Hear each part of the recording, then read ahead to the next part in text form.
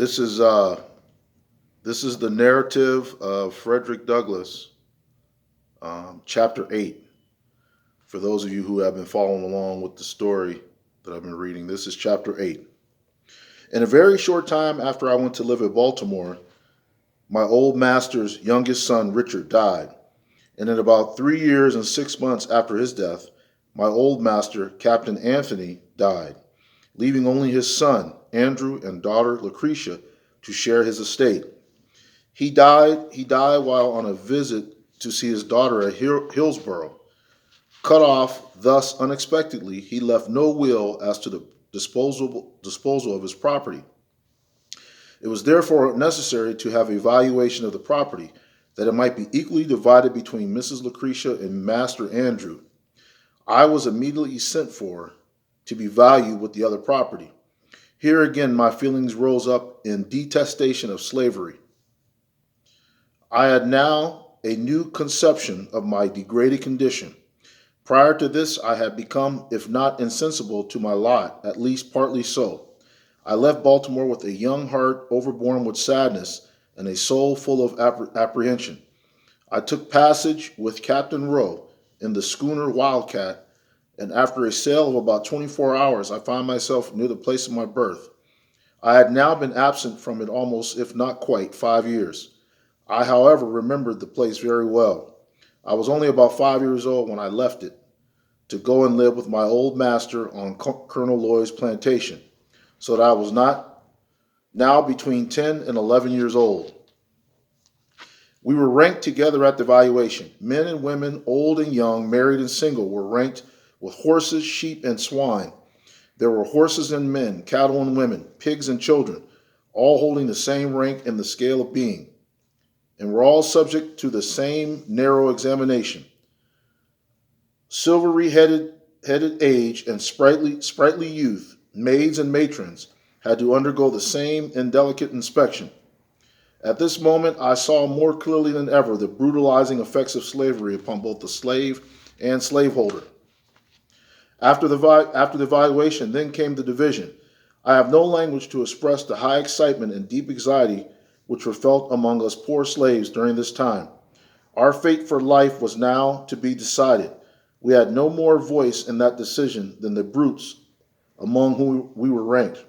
A single word from the white men was enough, against all our wishes, prayers, and entreaties, to sunder forever the dearest friends, dearest kindred, and strongest ties known to human beings. In addition to the pain of separation, there was the horrid dread of falling into the hands of Master Andrew. He was known to us all as being a most cruel wretch, a common drunkard who had, by his reckless mismanagement and profligate dissipation, already wasted a large portion of his father's property. We all felt that we might as well be sold at once to the Georgia traders as to pass into his hands, for we knew that would be our inevitable condition, a condition held by us all in the utmost horror and dread. I suffered more anxiety than most of my fellow slaves. I had known that it was to be kindly treated, and they had known nothing of that kind. They had seen little or nothing of the world. They were in very deed men and women of sorrow and acquainted with grief. Their backs had been made familiar with the bloody lash, so that they had become callous. Mine was yet tender, for while at Baltimore I got few whippings, and few slaves could boast of a kinder master and mistress than myself, and the thought of passing out of their hands into those of Master Andrew, a man who but a few days before, to give me a sample of his bloody disposition, took my little brother by the throat, threw him on the ground, and with the heel of his boot stamped upon his head till the blood gushed from his nose and ears, was well calculated to make anxious as to my fate. After he had committed this savage outrage upon my brother, he turned to me and said that was the way he meant to serve me one of these days, meaning, I suppose, when I came into his possession.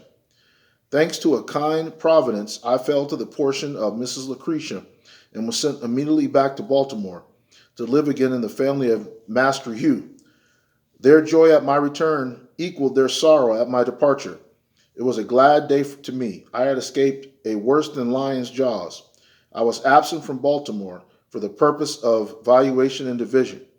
Just about 1 month, and it seemed to have been 6. Very soon after my return to Baltimore, my mistress, Lucretia, died, leaving her husband and one child, Amanda. And in a very short time after her death, Master Andrew died. Now all the property of my old master, slaves included, was in the hands of strangers, strangers who had nothing to do with accumulating it. Not a slave was left free. All remained slaves, from the youngest to the oldest. If any one thing in my experience more than another served to deepen my conviction of the infernal character of slavery, and to fill me with unutterable loathing of slave master, it was their base ingratitude to my poor old grandmother. She had served my old master faithfully from youth to old age. She had been the source of all his wealth. She had peopled his plantation with slaves. She had become a great grandmother in his service. She had rocked him in his own infancy, attended him in childhood, served him through life, and at his death wiped from his icy brow the cold death sweat, and closed his eyes forever. She was nevertheless left a slave for life, a slave in the hands of strangers, and in their hands she saw her children, her grandchildren, and her great-grandchildren divided like so many sheep, without being gratified with the small privilege of a single word as to their or her own destiny. And to cap the climax of their base ingratitude and fiendish barbarity, my grandmother, who was now very old, having outlived my master and all his children, having seen the beginning and end of them, and her present owners, finding she was out of but little value, her frame already racked with the pains of old age, and complete helplessness fast stealing her once active limbs, they took her to the woods, built her a little hut, and put up a little mud chimney, and then made her welcome to the privilege of supporting herself there in perfect loneliness. Loneliness, thus virtually turning her out to die. If my poor old grandmother now lives, she lives to suffer in utter loneliness. She lives to remember and mourn over the loss of her children, the loss of grandchildren, and the loss of great-grandchildren. They are, in the language of the slave's poet, Whittier, gone, gone, sold and gone, to the rice swamp, dank and lone, where the slave ship ceaseless swings, where the noisome insect stings, where the fever demon strews, poison with the falling dews, where the sickly sunbeams glare through the hot and misty air, gone, gone, sold and gone, to the rice swamp, dank and lawn, from virgin hills and waters, woe is me, my stolen daughters. The hearth is desolate. The children, the unconscious children who once sang and danced in her presence, are gone. She gropes her way in the darkness of age for a drink of water. Instead of the voices of her children, she hears by day the moans of the dove, and by night the screams of the hideous owl. All is gloom.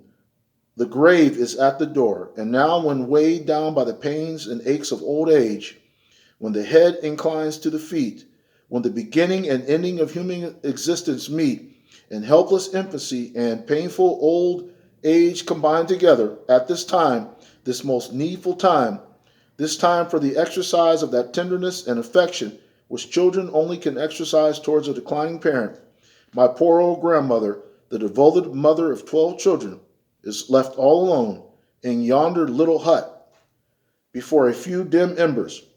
She stands, she sits, she staggers, she falls, she groans, she dies, and there are none of her children or grandchildren present to wipe from her wrinkled brow the cold sweat of death, or to place beneath the sod her fallen remains. Will not a righteous God visit for those things? And about 2 years after the death of Mrs. Lucretia, Master Thomas married his second wife. Her name was Rowena Hamilton. She was the eldest daughter of Mr. William Hamilton. Master now lived in St. Michael's. Not long after his marriage, a misunderstanding took place between himself and Master Hugh, and as a means of punishing his brother, he took me from him to live with himself at St. Michael's. Here I underwent another most painful separation. It, however, was not so severe as the one I dreaded at the division of property, for during this interval a great change had taken place in Master Hugh and his once kind and affectionate wife. The influence of brandy upon him and of slavery upon her had effected a disastrous change in the characters of both, so that as far as they were concerned, I thought I had little to lose by the change. But it was not to them that I was attached. It was to those little Baltimore boys that I felt the strongest attachment. I had received many good lessons from them, and was still receiving them, and the thought of leaving them was painful indeed. I was leaving, too, without the hope of ever being allowed to return. Master Thomas had said he would never let me return again. The barrier betwixt himself and brother he considered impassable, and then had to regret that I did not at least make the attempt to carry out my resolution to run away, for the chances of success are tenfold greater from the city than from the country. I sailed from Baltimore for St. Michael's in the sloop Amanda, Captain Edward Dodson. On my passage, I paid particular attention to the direction which the steamboats took to get to Philadelphia. I found instead of going down on reaching North Point, they went up the bay in a northeasterly direction. I deemed this knowledge of the utmost importance. My determination to run away was again revived. I resolved to wait only so long as the offering of a favorable opportunity. When that came, I was determined to be off. So that was, once again, I'm just continuing with what I was reading before. During the month of February, I kind of got away from it for a while, but I'm going to finish the book. Once again, this is the narrative of the life of Frederick Douglass. These are his own words, a book that he wrote after he escaped from slavery. I'm on chapter 8. I'll put this up for you guys to look at, and then I will, in a few days or so, go on to chapter 9. Feel free to comment and share the video. Hope you guys enjoy it. Peace, and stay safe out there, everybody. Blessings.